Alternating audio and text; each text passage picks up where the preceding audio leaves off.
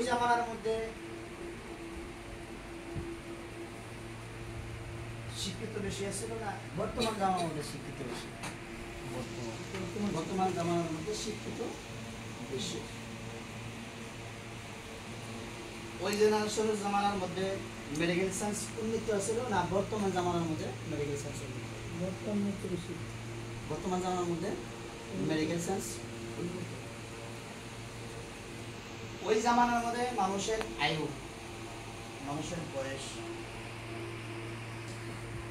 বেশি ছিল না বর্তমান জামানার মধ্যে বেশি?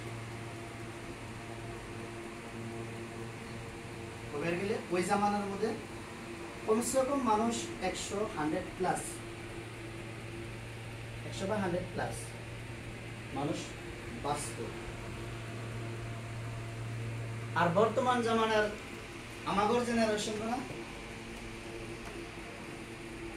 50 প্লাস, যা মানুষের গড় আয়ু বয়স।